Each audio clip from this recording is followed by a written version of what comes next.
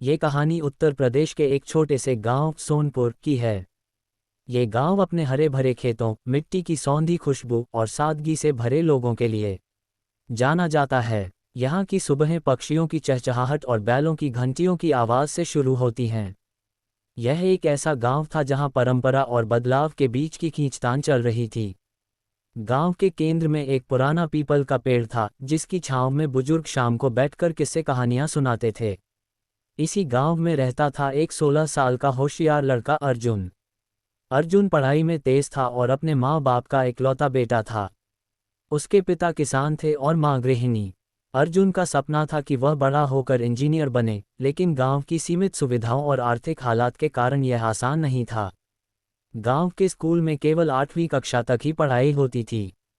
इसके आगे पढ़ने के लिए पास के कस्बे तक रोजाना 5 किलोमीटर पैदल चलना पड़ता था। एक दिन की बात है, अर्जुन स्कूल से लौट रहा था, तभी रास्ते में उसे एक टूटी फूटी पुरानी किताब मिली। किताब विज्ञान की थी और उसमें कंप्यूटर, बिजली और तकनीक से जुड़ी चीजें थीं। अर्जुन ने किताब को बड़े चाव से पढ़ना शुरू किया। उसमें लिखी हर बात को वह मन लगाकर समझने की कोशिश करता।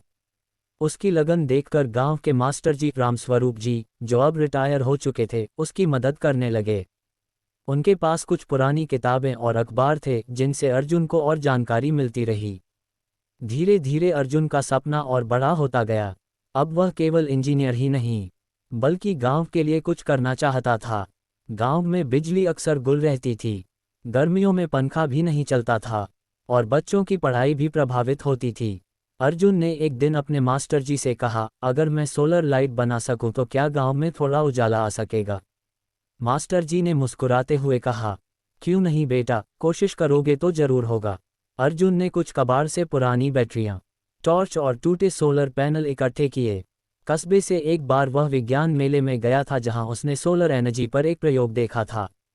उसी को आधार बनाकर उसने एक छोटी सी सोलर लाइट बना ली।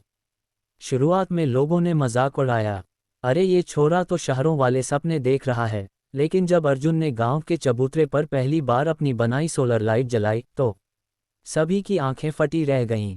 गांव के प्रधान ने उसे बुलाया और शाबाशी दी। उन्होंने पंचायत में प्रस्ताव रखा कि अर्जुन को कुछ आर्थिक सहायता दी जाए ताकि वह और लाइटें बना सके। अब अर्जुन का छोटा सा प्रोजेक्ट गांव की ज़रूरत बन गया।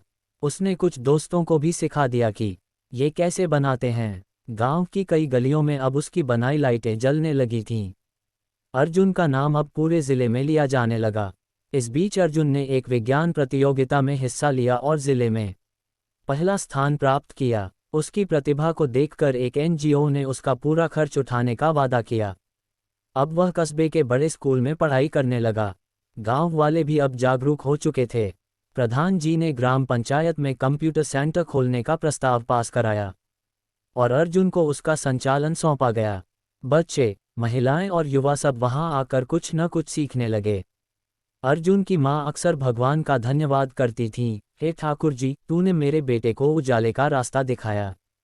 कुछ वर्षों बाद अर्जुन ने इलेक्ट्रिकल इंजीनियरिंग में डिग्री हासिल की, लेकिन वह विदेश या बड़े शहरों में नौकरी करने नहीं गया। उसने अपने गांव में एक छोटा सा स्टार्टअप शुरू किया, ग्राम शक्ति, जिसके तहत वह गांवों के लिए सोलर प्रोडक्ट्स बनाता और इंस्टॉल करता।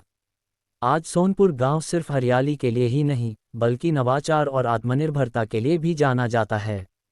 अर्जुन जैसे बच्चों ने ये साबित कर दिया कि अगर लगन और सही दिशा मिले तो कोई भी बदलाव संभव है।